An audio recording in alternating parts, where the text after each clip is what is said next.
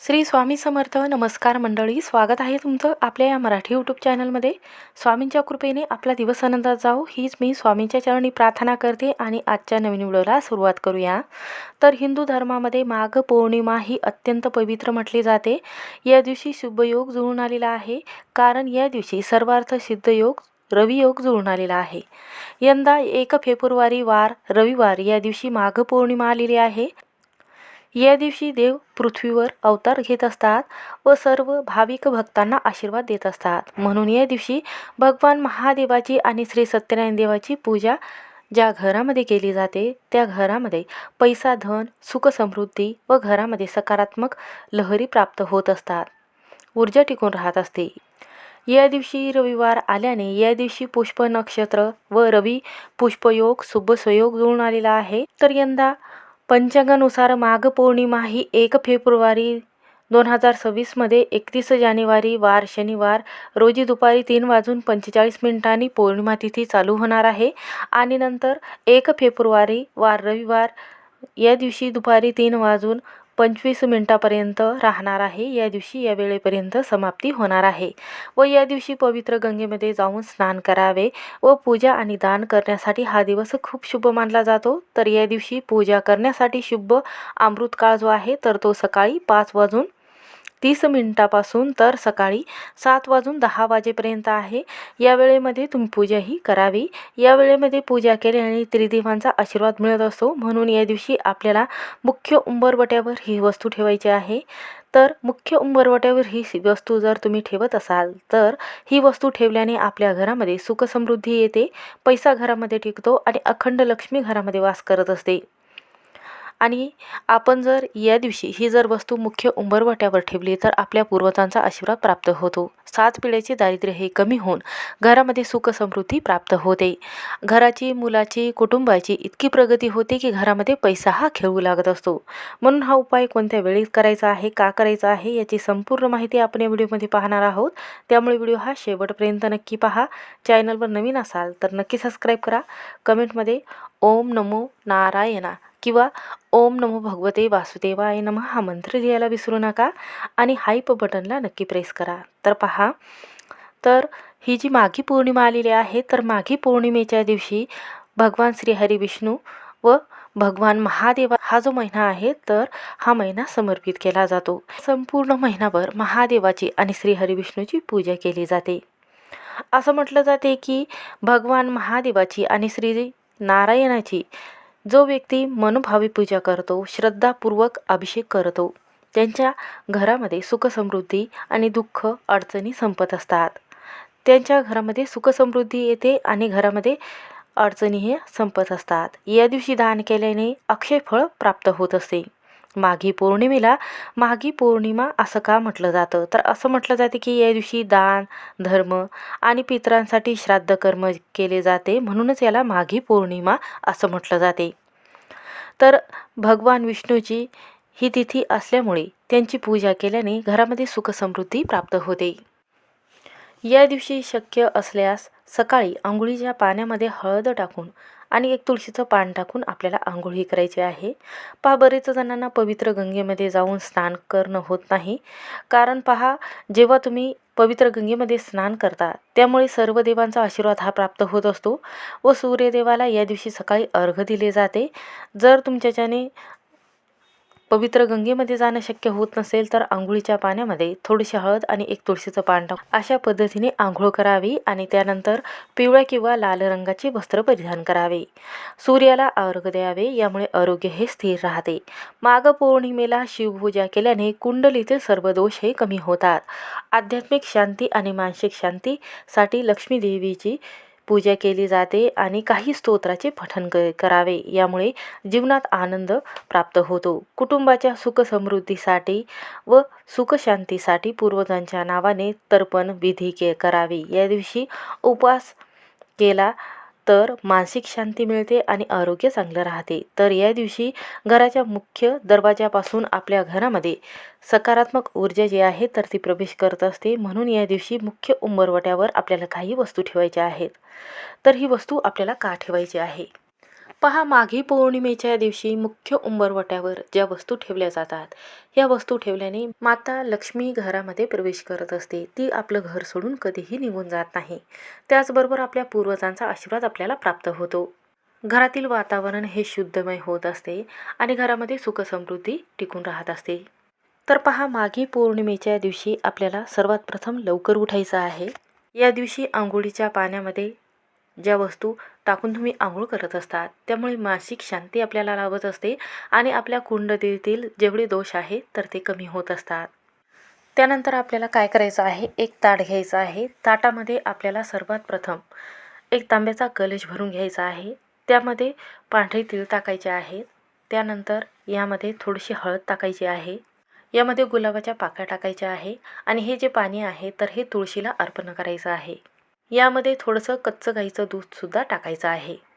जर या दिवशी तुळशीला हे पाणी अर्पण जर केलं तर तुळशी माताचा आशीर्वाद प्राप्त होते. कारण माघी पौर्णिमा जी आहे तर ही माता लक्ष्मीला सुद्धा समर्पित केली जाते.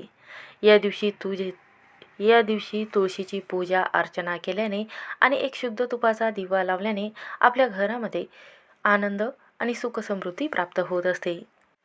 त्यानंतर आपल्या देवघरामध्ये सर्व देवतांची विधिवत पूजा करायची आहे. हळदी कुंकू अर्पण करायचं आहे. पिवळ्या रंगाची फुले अर्पण करायची आहेत.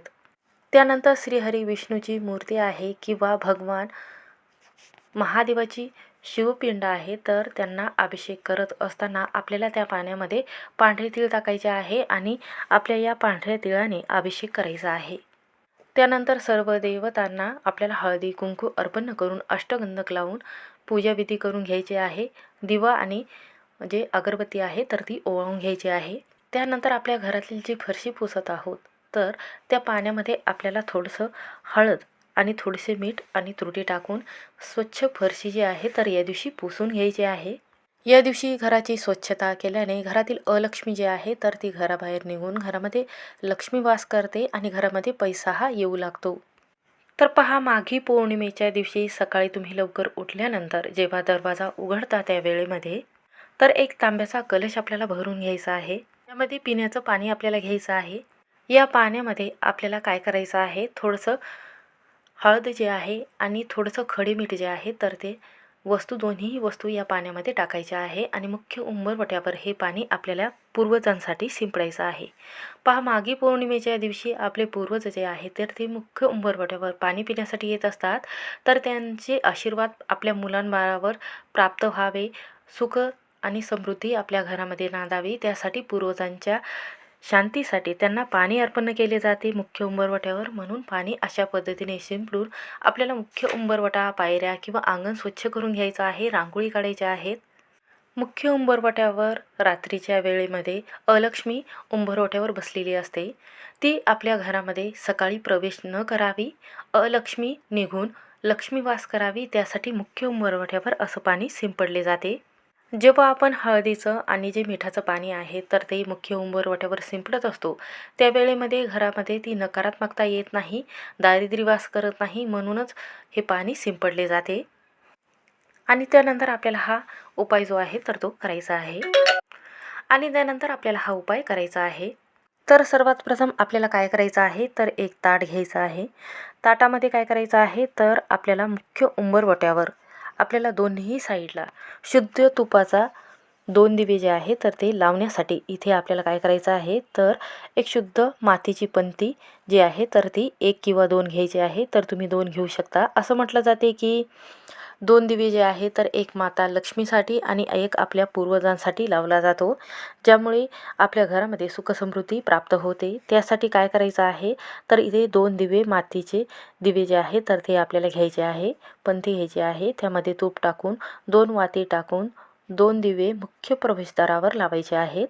एक आपल्या लक्ष्मीला घरामध्ये येण्यासाठी आणि दुसरा दिवा जो आहे तर आपल्या पूर्वजांसाठी लावायचा आहे, ज्यामुळे मुलांचे आरोग्य चांगलं राहील.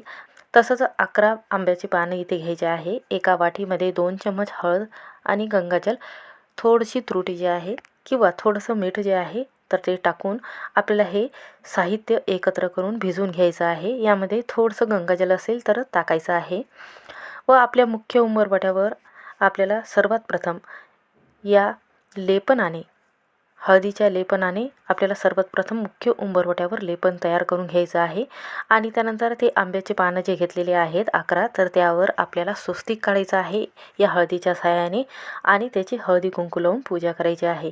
यामुळे कुटुंबातील वातावरणामध्ये बदल होतात, घरात आनंद व सुखसमृद्धी नांदत असते. यानंतर श्रीहरी विष्णूचा अभिषेक झाल्यानंतर रात्री लक्ष्मी देवीला आणि चंद्रदेवाला आपल्याला काय करायचं आहे, तांदूळ, विलायची, केशराची खीर जी आहे तर ती दाखवायची आहे.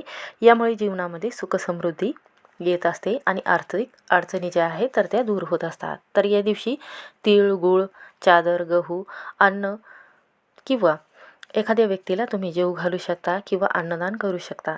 यामुळे प्रखर पितृदोष हा संपूर्ण नाहीसा होतो. तर या दिवशी तुळशीजवळ शुद्ध तुपाचा किंवा गाईच्या तुपाचा दिवा तुम्ही लावत आहात. त्यानंतर हा दिवा लावत असताना अगरबत्ती ओवाळून घ्यायची आहे. हळदी कुंकू अर्पण करून शुद्ध तुपाचा दिवा लावून 11 प्रदक्षिणा आपल्याला करायची आहे. आणि रात्री श्री सत्यनारायण देवाची पूजा करत असताना आपल्याला काय करायचं आहे, तर या दिवशी श्री सत्यनारायण देवाची पूजा करत असताना समोर आपल्याला एक आसन टाकून बसायचं आहे. देवाची पूजा झाल्यानंतर त्यानंतर 108 वेळा आपल्याला श्री विष्णू देवाय नमः या मंत्राचा जप करायचा आहे. नंतर ओम सो सोमाय नमः, ओम सो सोमाय नमः हा मंत्र आपल्याला 108 वेळा म्हणायचा आहे. हा जप केल्याने कुंडलीतील सर्व दोष हे नाहीसे होतात, कारण हा चंद्रदेवाचा मंत्र आहे. आपल्या मनामध्ये नकारात्मक विचार येत नाहीत. तर पहा, चंद्रदेवाची या दिवशी पूजा केल्याने आपल्या कुंडलीतील जे दोष आहे किंवा ग्रहदोष आहे, पितृदोष आहे, नकारात्मकता आहे तर ती दूर होत असते. म्हणून या दिवशी चंद्रदेवाची संध्याकाळी 12च्या अगोदर पूजा केली जाते. तर पहा, देवाची पूजा करताना जेव्हा आपल्या कपाळावर जिथे आपण अष्टगंधक, हळदी, कुंकू याचा टिळा लावत असतो तर तिथे आज्ञाचक्र असते. तर यामुळे शरीरातील ऊर्जेचे महत्त्वाचे केंद्र आहे. जेव्हा टिळा लावताना आपण डोक्यावर हात ठेवतो किंवा रुमाल ठेवत असतो, एक प्रकारे परिक्रमा पूर्ण होत असते. डोक्यावर हात ठेवल्याने शरीरातील सकारात्मकता वापस येते व ऊर्जाही बाहेर न जाता ती शरीरातच साठवली जाते. म्हणून जेव्हा आपण चंदन, अष्टगंधक, हळदीचा टिळा लावत असतो तेव्हा मन व शरीर हे शांत होते. त्यामुळे ताणतणाव हा कमी होतो. म्हणूनच माघ पौर्णिमेला देवाचे ध्यान करत असताना डोळे झाकणे किंवा धार्मिक विधी करणे हे आदर व नम्रतेचे लक्षण आहे. म्हणूनच हे लक्षण देवाप्रती व आपली कृतज्ञता व्यक्त करण्याचे प्रतीक म्हणून ओळखले जाते. जेव्हा तुम्ही दोन्ही साईडला दिवे लावत असता, तर दिवा लावत असताना आपल्याला काय करायचं आहे, मुख्य उंबरवट्यावर एक प्लेट घेऊन हे दोन्हीही दिवे जे आहे तर आपल्याला तांदळाच्या साह्यावर म्हणजेच तांदूळ टाकायचे आहे आणि त्यावर आपल्याला हे दिवे प्रज्वलित करून मुख्य उंबरवट्यावर दोन्ही साईडला आपल्याला लावायचे आहेत. असं म्हटलं जाते की मुख्य उंबरवट्यावर जेव्हा दोन्ही साईडला हे दिवे लावले जातात त्या घरामध्ये लक्ष्मी वास करते. घरातील आर्थिक समस्या ह्या दूर होतात. कारण तांदूळ जे आहे तर हे चंद्रदेवाचं प्रतीक म्हणून ओळखलं जातं. चंद्रदेवाच्या जे किरणे आहेत तर त्याच्याखाली तांदळाची खीर बनवून ही सर्व घरातील सदस्यांना वाटली जाते. त्यामुळे तांदूळ हे खूप महत्त्वाचे जे पदार्थ आहे किंवा धान्य आहे तर ते म्हटले गेलेले आहे. त्याचबरोबर आपण दिवा लावत असताना त्या दिव्यामध्ये थोडेसे तीळ टाकायचे आहे, कारण तिळाला दारिद्र्यनाशक म्हटले गेलेले आहे. कारण तिळाची उत्पत्ती ही भगवान श्री सत्यनारायणाकडूनच झालेली आहे. म्हणूनच हे तीळ जे आहे तर दिव्यामध्ये टाकून दिवा मुख्य उंबरवट्यावर प्रज्वलित करायचा आहे. त्यानंतर हळदी कुंकू लावून दिव्याची पूजा करून घ्यायची आहे. पिवळ्या रंगाची फुले अर्पण करायची आहेत. त्यानंतर हळद किंवा कुंकू भिजवून किंवा तुम्ही जे हळदीचं लेपन तयार केलेलं आहे तर त्या साहाय्याने आपल्याला दोन्ही साईडला, उजव्या किंवा डाव्या साईडला, दोन्ही साईडला स्वस्तिक हे काढून घ्यायचं आहे. आणि त्यानंतर मुख्य उंबरवट्यावर सुद्धा आपल्याला जो मुख्य द्वार आहे तर त्यावर आपल्याला स्वस्तिक हे काढून घ्यायचं आहे. स्वस्तिकची हळदी कुंकू लावून पूजा करून घ्यायची आहे. त्यानंतर हळदी किंवा कुंकाच्या साहाय्याने आपल्याला 5 बोट जे आहे तर ते उमटवायचे आहेत. उमटवत असताना आपल्याला अष्टलक्ष्मीचे जे 8 मंत्र आहे, जसे की महालक्ष्मीचे जे मंत्र आहे तर तो म्हणायचा आहे. तर मंत्र असा आहे, या देवी सर्वभूतेषु सर्वकार्येषु सर्वदा नमस्तस्यै नमस्तस्यै नमस्तस्यै नमो नमः. हा मंत्र जो आहे तर हा माता लक्ष्मीला घरामध्ये आकर्षित करत असतो. आपल्या घरामध्ये धन आकर्षित होते.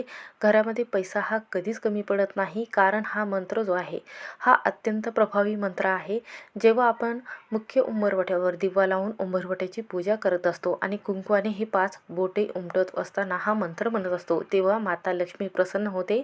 आपल्या घरामध्ये पतीची मुलाची इतकी प्रगती होते की घरामध्ये पैसा हा खेळू लागत असतो. आणि जेव्हा आपण भगवान श्री हरिविष्णूची जेव्हा अभिषेक करतो, श्री सत्यनारायण देवाची पूजा करत असतो संध्याकाळी, तर त्या वेळेमध्ये आपल्याला श्री महालक्ष्मी अष्टकम एक वेळा पठण करायचं आहे, ज्यामुळे माता लक्ष्मी प्रसन्न होते आणि आपल्या घरामध्ये धन आकर्षित होते आणि घरामध्ये धनधान्याचा साठा हा कधीच कमी पडत नाही. म्हणून हा उपाय आणि ही सेवा करून पहा, सर्व कामामध्ये तुम्हाला यश मिळेल. श्री स्वामी समर्थ. व्हिडिओ आवडला असेल तर स्किप न करता शेवटपर्यंत नक्की पहा.